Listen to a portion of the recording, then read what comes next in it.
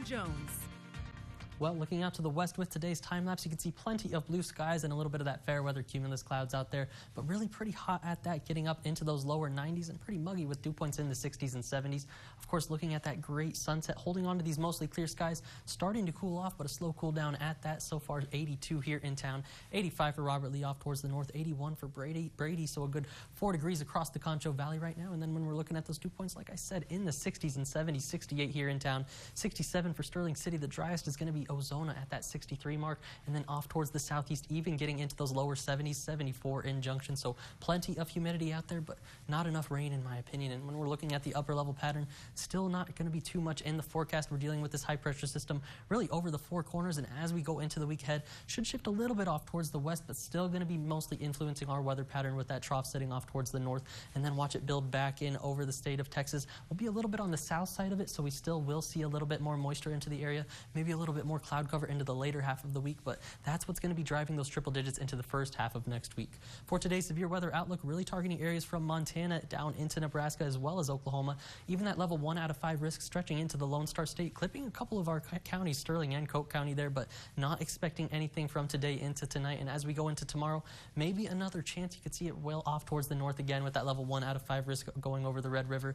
I could maybe see them expand it going into tomorrow. We'll see if maybe 1 or 2 of those storms try to hold on to their strength. That's what our futurecast is going to show you, but that one's going to be one of the more aggressive models. We'll take a look at that in just a moment. For right now, the high-res radar, you can see that severe thunderstorm watch box off towards Oklahoma City. Quite a few severe thunderstorm warnings up there as well, but closer to the Concho Valley, you can see just nothing on the board, really seeing just not even that much cloud cover, mainly off towards the north of I-20. Those storms off towards the Big Bend have also been dissipating over the past couple of hours, so really no rain on the radar right now, unfortunately. When we look at the futurecast, this one, like I said, the most aggressive model, but I want to show you just to be prepared for what could happen tomorrow for the Father's Day.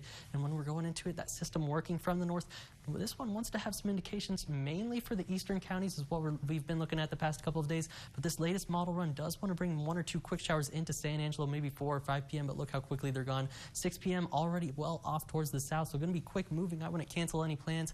Just wanted you to be prepared in case they do try to show up tomorrow. After that, rain chance is really going to start to slam up across the area, clear skies as we head into Monday, and that high pressure going to be taking over. Triple digits are going to be likely as we go into the first half of next week. So for tonight, under those mostly clear skies, about 73 degrees, maybe 74 or 5 if we don't even get that cool winds out of the south, 10 to 15 miles an hour tomorrow.